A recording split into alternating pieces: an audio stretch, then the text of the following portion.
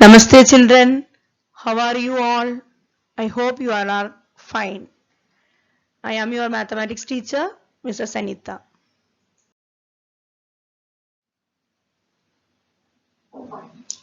Children, you know very well now the lesson understanding quadrilateral is going on. Before entering today's session, I'll ask you few questions based on the lesson what we discussed in our last session. Tell me children, what is a polygons? Yes, a simple closed plane figure bounded by a number of line segments is called polygon. Then, how to classify the polygon? Based on the sides and vertices polygon we can classify. Now, what are the types of polygons? Yes, convex polygon, concave polygon and regular polygon. What is a convex polygon? A polygon in which all the interior angles are less than 180 degree. Now what is a concave polygon? A polygon in which at least one interior angle is more than 180 degree. Then what is a regular polygon? A polygon is said to be regular if all its sides as well as angles are equal. Other than that, properties of a polygon also we discussed in our last session. Okay children, now we'll enter in our today's session. Today we will see what is a quadrilateral, what are the types of quadrilateral and what are the properties of quadrilateral. What is a quadrilateral? A quadrilateral is a closed figure with four sides. See the diagram of a quadrilateral children. The quadrilateral ABCD. It has four sides AB, BC, CD and DA. Like that it has four vertices A, B, C and D. It has four angles, angle A, angle B, angle C and angle D. Like that it has two diagonals AC and BD. Now we will see what are the other important part of a quadrilateral. Adjacent sides of a quadrilateral. Which one is the adjacent side? Any two sides of a quadrilateral having one common point. For example, A is the common point for the side AB and AD. So we can say AB and AD are the adjacent side. Like that, C is the common point of a side BC and CD. So we can say BC and CD are the adjacent side. Like that, BC is adjacent to AB. Like that, CD is adjacent to AD. So all the sides are adjacent to each other. The next one is opposite sides of a quadrilateral. Two sides of a quadrilateral with no common point are called opposite sides. See the figure children.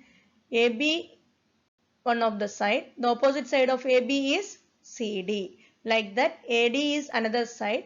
The opposite side of AD is BC.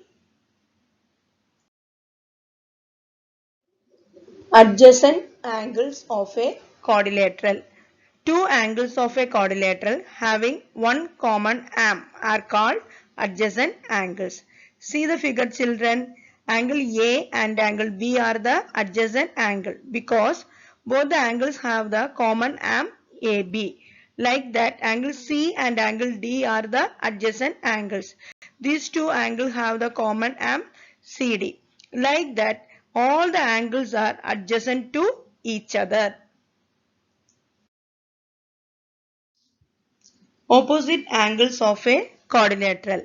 Two angles of a quadrilateral not having common arm are called its opposite angles. See the diagram children. Angle A. Which one is the opposite to angle A? Angle C. Like that, Angle D. Which one is opposite to angle D? Angle B. So C is opposite to angle A and D is the angle opposite to angle B. The next concept of this lesson is types of quadrilaterals and its properties. We see, children, what are the types of quadrilateral?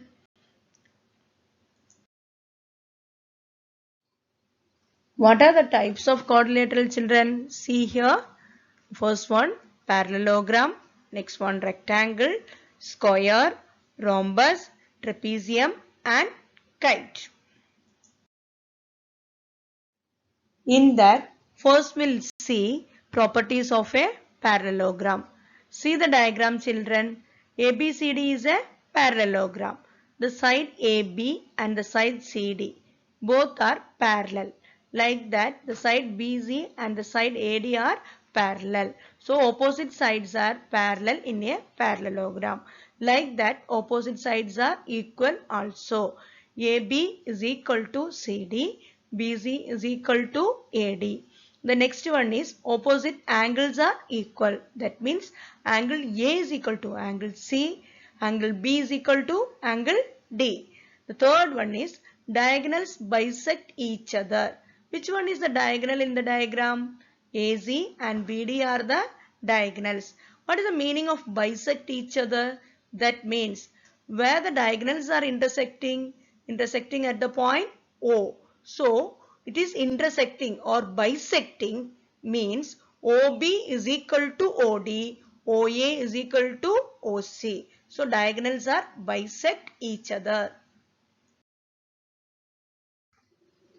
The first property and the second property, opposite sides are equal and opposite angles are equal, we can prove by theorem. By using congruence rule, only we can prove the theorem. Children, tell me, what are the congruence criteria you people learned in your previous classes? Yes, triple S, SAS, ASA, RHS. What is a triple S? Side, side, side congruence criteria. SAS, side, angle, side congruence criteria. ASA, angle, side, angle congruence criteria. RHS, right angle, hypotenuse, side, any one of the side congruence criteria. Okay, children. Now, first write given. What is in given? In given, in a parallelogram ABCD, AB parallel CD and AD parallel BC. You know that in a parallelogram opposite sides are parallel. Okay. Next we will write what are the points will prove in the theorem. What are the points? To prove AB is equal to CD and AD is equal to BC. That means opposite sides are equal. CD is opposite to AB and BC is opposite to AD. The next one is opposite angles are equal. Angle A is equal to angle C and angle B is equal to angle D. In that, first will prove opposite sides are equal. For that, we are constructing diagonals AC and BD. Now we'll take the two triangle. BD, divide the parallelogram into two triangles. The triangles are ABD and BCD. First we'll take triangle ABD and CDB. We know that AB and CD are the opposite sides. BD is the transversal. Two parallel sides cut by a transversal, alternate interior angles are equal.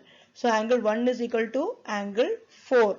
Like that, angle 3 is equal to angle 2 because BC and AD are the opposite sides. That opposite sides are parallel.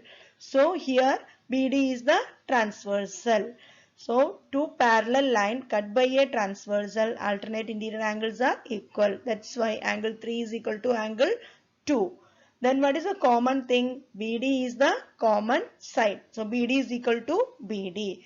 Now we can write triangle ABD congruence to triangle BDC or CDB by using ASA, angle side angle congruence criteria.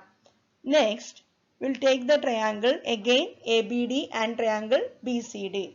In that, we can write AB is equal to CD and AD is equal to BC, because we know that ABD and CDB are the congruent triangle. If the two triangles are congruent, the corresponding parts, corresponding sides and the corresponding angles are equal. So automatically we can write AB is equal to CD and AD is equal to BC. So the first theorem proved. What is the first theorem? Opposite sides are equal. Then we'll move to prove the opposite angles are equal. For that also we'll take the same triangle ABD and the triangle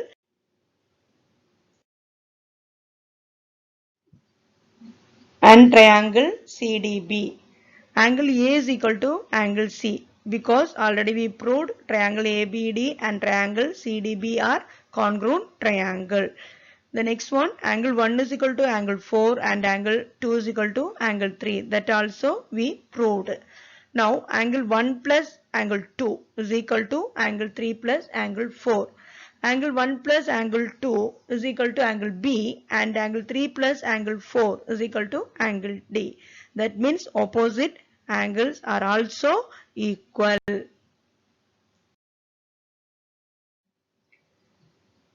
What is the next theorem?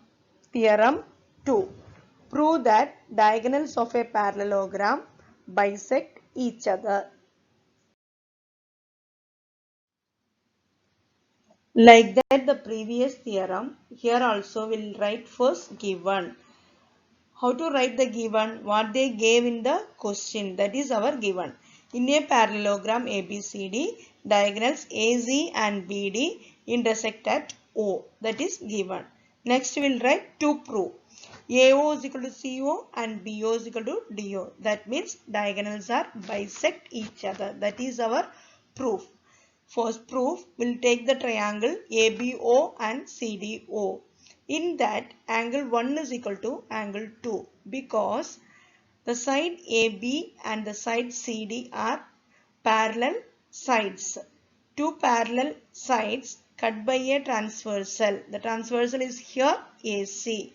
Alternate interior angles will become equal. For that, we are telling angle 1 is equal to angle 2. The next one is angle 3 is equal to angle 4, because AD and BC are the opposite parallel sides.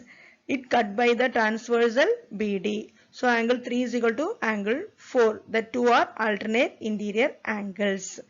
Next we can write AB is equal to CD, because the two sides are opposite sides of a parallelogram. We know that opposite sides of a parallelogram are equal. By using ASA congruent criteria, that means angle side angle criteria, we can say triangle ABO congruence to triangle CDO. These two triangles are congruent triangle, means the corresponding parts of the triangles, that means corresponding angles and the corresponding sides are equal. That's why we are writing AO is equal to CO. AO is the side of the triangle ABO and CO is the side of the triangle CDO. Both the sides are equal. Like that, BO is equal to DO. BO is the side of the triangle ABO and DO is the side of the triangle CDO. Now we proved AO is equal to CO and BO is equal to DO. What is the meaning of AO is equal to CO and BO is equal to DO? That means the diagonals are bisect each other. So we proved the theorem in a parallelogram, diagonals are bisect each other. The last theorem of a parallelogram is prove that if a pair of opposite sides of a quadrilateral are equal and parallel, it is a parallelogram.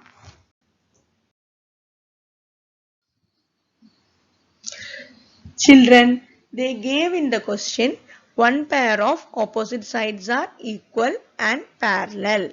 In a quadrilateral ABCD, AB is equal to DC and AB parallel DC. That is the opposite side and the parallel side also. Next, we'll prove quadrilateral ABCD is a parallelogram. For that, we'll find or we'll prove pair of opposite sides, another side are also parallel and equal. For that, we are joining the points B and D. The diagonal BD will get. Then take the triangle ABD and the triangle CDB. Angle 1 is equal to angle 2. Why? AB parallel to CD. That parallel lines cut by the transversal BD. We know that two parallel cut by a transversal alternate interior angles are equal. Then we'll take the sides AB is equal to DC, because in the question they gave one pair of opposite sides are equal. So AB is equal to CD. Then DB is the common side. DB is equal to DB. So we proved two sides and one angle are equal. Here SAS congruence criteria is applicable. Triangle ABD congruent to triangle CDB.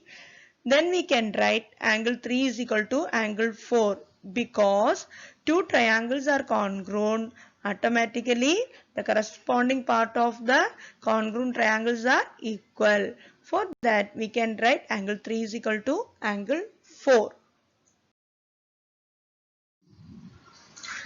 Tell me children, where the angle 3 and 4 formed? Yes, between the side AD and BC. Here BD is the transversal. So we can say AD parallel BC. Opposite sides are parallel in the quadrilateral. We can say that quadrilateral is a parallelogram. So ABCD is a parallelogram, because in the question they gave AB parallel DC.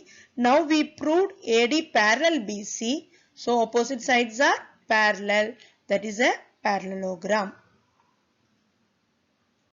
Children, we proved 3 theorems. Do you have any doubt in that theorem? I think you all are clear in the theorem.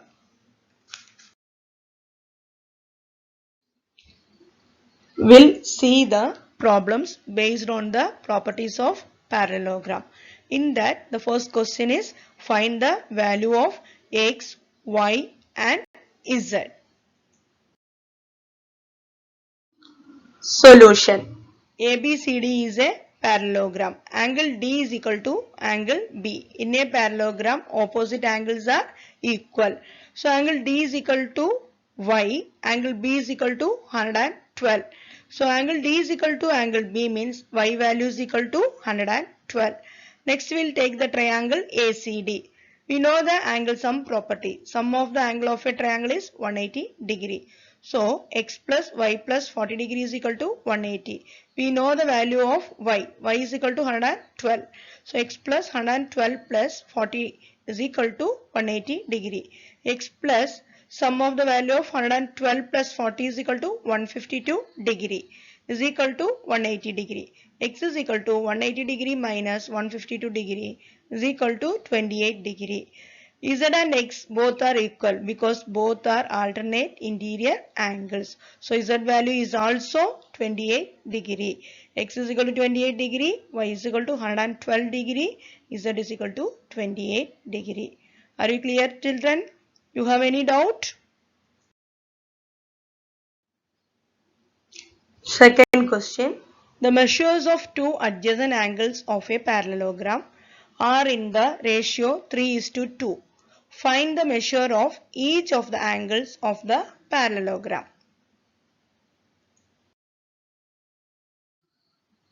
In the solution, we'll take the parallelogram ABCD.